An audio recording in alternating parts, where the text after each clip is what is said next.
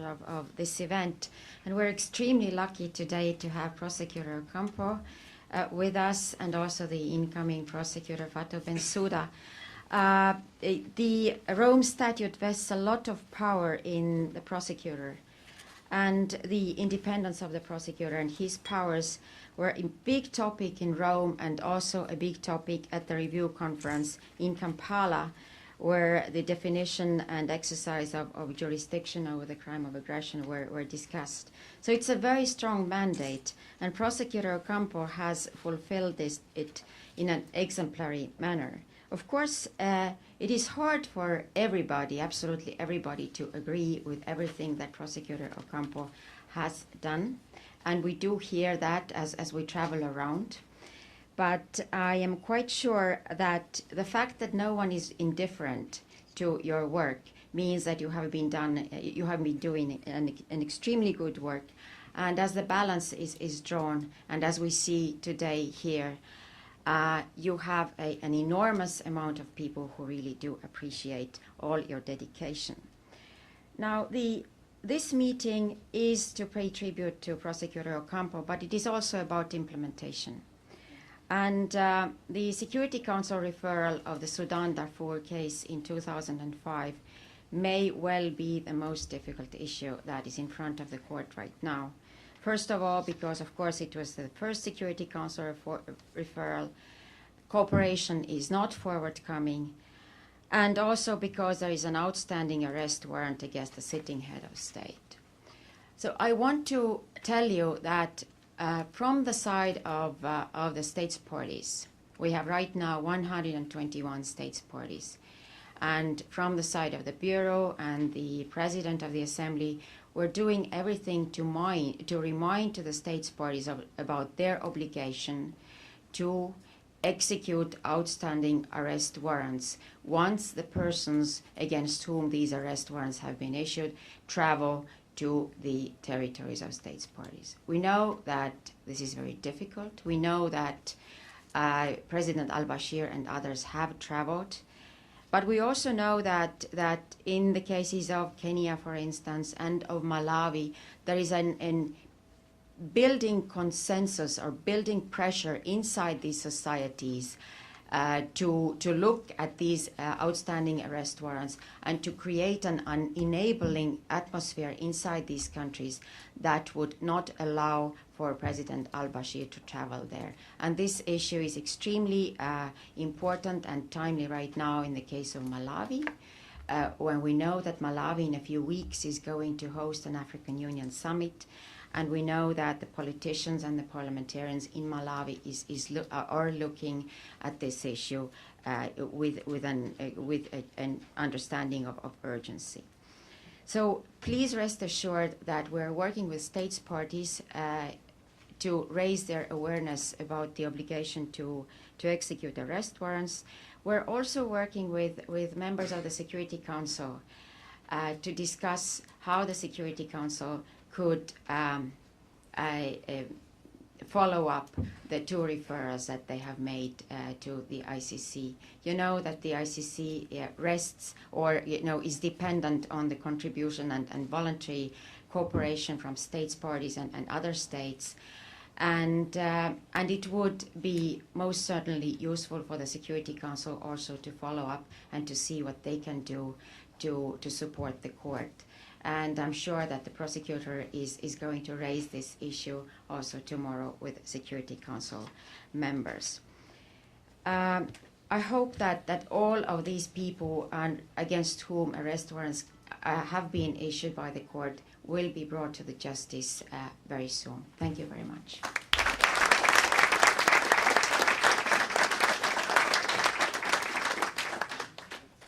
Thank you so much, Ambassador Intelman. I would next like to invite Ambassador Stephen Rapp, who is the Ambassador at Large of the Office of Global Criminal Justice for the U.S. Department of State. And thank you also for being with us and for your work over the years.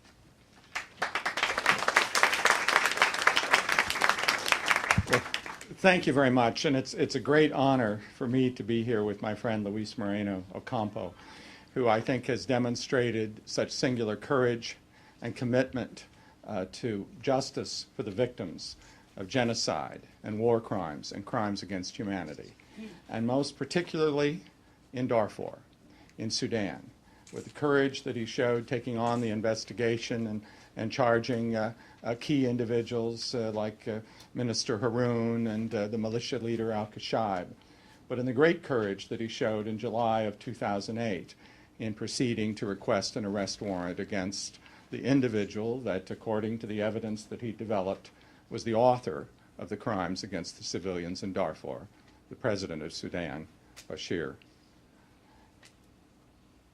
It's been a tough battle, and it continues, but it's not over. Today is the 4th of June. It's the birthday of Luis Moreno Ocampo.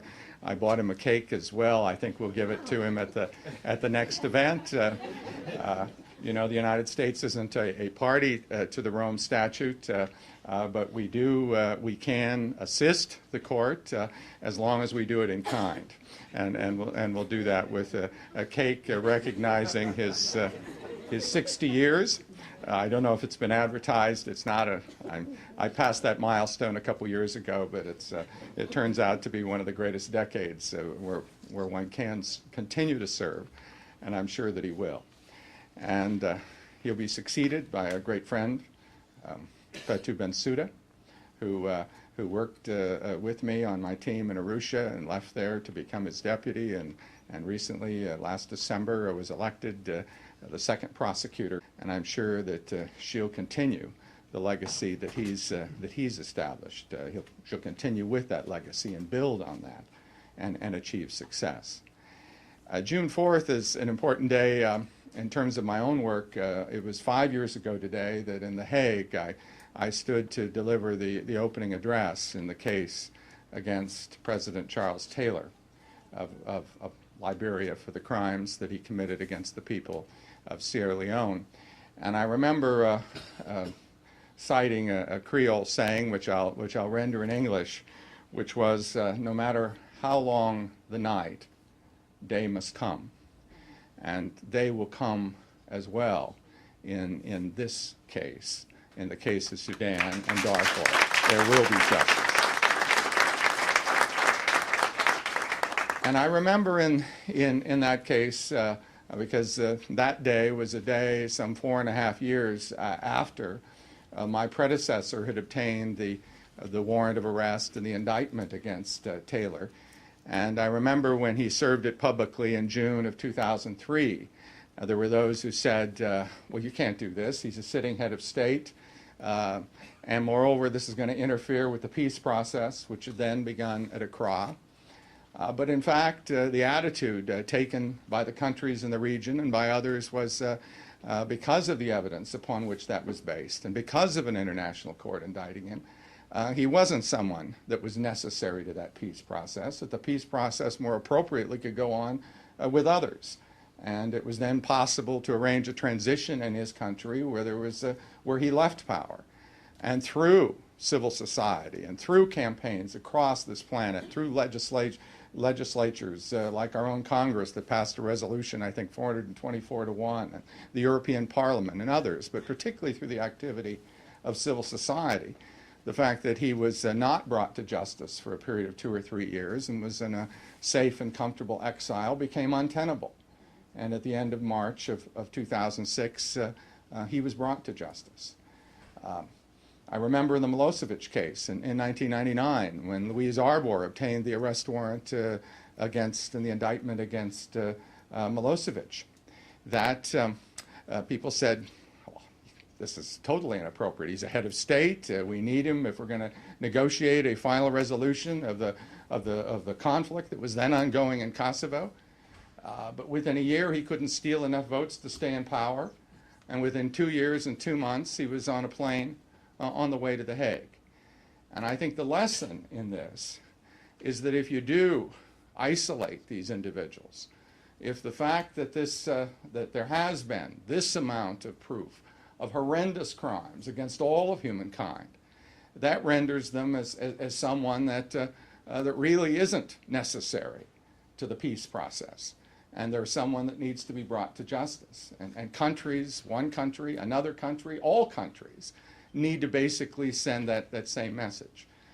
We are, in the United States, in our own foreign policy, making it clear that we do not support invitations, facilitations, or support for the travel of President Bashir. We've opposed his travel not just to state parties, but to non-state parties.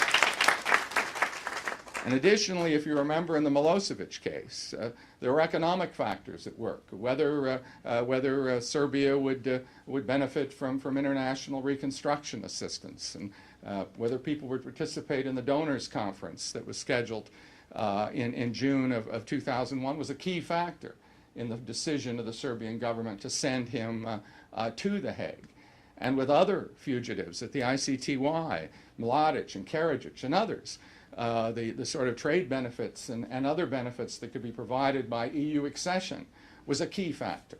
These same kinds of things we've seen used to some extent by my own government in its decision on the Millennium Challenge grant for Malawi when he had once been welcomed to Malawi, despite its obligations under the ICC treaty, under the Statute of Rome, of which it was a part, and under Security Council Resolution 1593.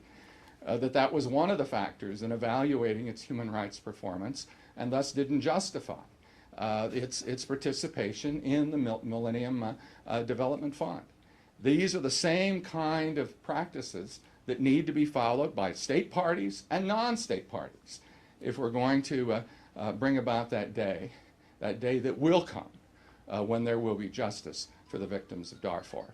I salute Luis for all that he's done, and I look for Fatou to continue this work, and for those of us, whether we're inside the ICC or outside of it, to continue to work to achieve justice in this important case. Thank you very much.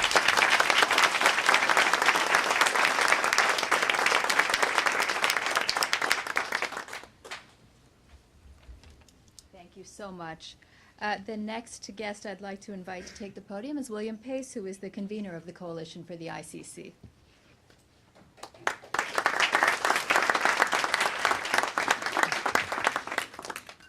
Well, the Coalition for the International Criminal Court is honored to co-sponsor this important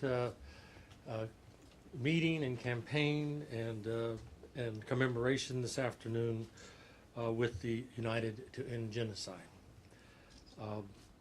We're honored to be with the prosecutor, Luis Moreno Ocampo, in his last 2 weeks as the chief prosecutor, and with Fatou Bensouda, the incoming prosecutor for the International Criminal Court, and the president of the Assembly of State Parties, Ambassador Entleman, and Ambassador Rapp, and the other distinguished guests here. The Coalition is a global campaign. It's one of the most diverse global civil society networks and campaigns in the world, and actually probably ever. In its 17th year,